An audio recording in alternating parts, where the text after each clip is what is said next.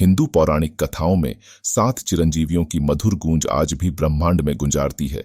चलिए आज उन्हीं 7 चिरंजीवियों की अविरल कथा सुनते हैं। पहले हैं वही बजरंग बली हनुमान, पवन पुत्र, जिनकी वीरता रामायण में गूंजती है। पहाड़ उठाने वाले, समुद्र लांघने वाले, मित्रता और भक्ति के प्रतीक हनुमान आज भी धर्म ग्रंथों के पन्नों से निकलकर मंदिरों के शिखरों से भक्तों की रक्षा करते हैं।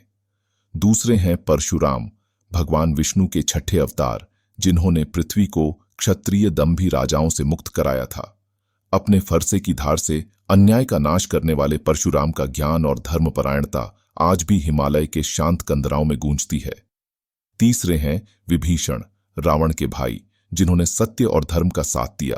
भाईचारे के बंधन से ऊपर उठकर उन्होंने राम की तरफ से युद्ध लड़ने का साहस दिखाया था। श्रीलंका के राजा के रूप में आज भी वे कूटनीति और न्यायप्रियता के प्रतीक हैं। चौथे हैं व्यास, महाभारत के रचयिता, ज्ञान के सागर। वे ही थे जिन्होंने द्वापर और कलयुग का दर्शन किया था। उनके शब्दों में इतिहास, वर्तमान और भविष्य की धारा एक होकर बहती है। वे आज भी ग्रंथों के स्वरों में जीवित हैं, ज्ञान का प्रकाश फैलाते हुए। पांचवे हैं कृपाचार्य, धर्मराज युधिष्ठिर के गुरु, युद्ध कला में निपुण।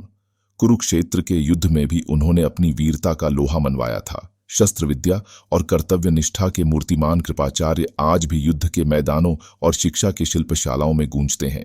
छठे हैं अश्वत्थामा, कुरुवंश के अंतिम वारिस, क्रोध और बदले की ज्वाला से तपते हुए। उनकी कथा हमें क्षमा की महत्ता और क्रोध के विनाशकारी परिणाम का बोध कराती है। वे आज भी पहाड़ों की चोटियों पर घूमते हुए जीवन के भेदों को समझने का अभ्यास कर रहे हैं। और अंत में है राजा बलि, दानवीरता के प्रतीक, जिन्होंने भगवान विष्णु को वामनावतार में 3 पग भूमि दान देकर अमरता का वरदान प्राप्त किया था।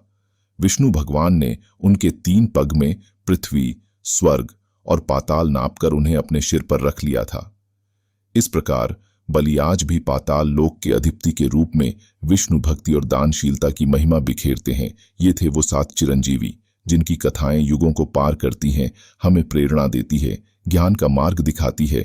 वे एक जीवित स्मृति हैं इस बात की कि सत्य, धर्म और ज्ञान कभी मिटते नहीं। वे बस रूप बदलकर समय के धुंधलके में भी चमकते रहते हैं।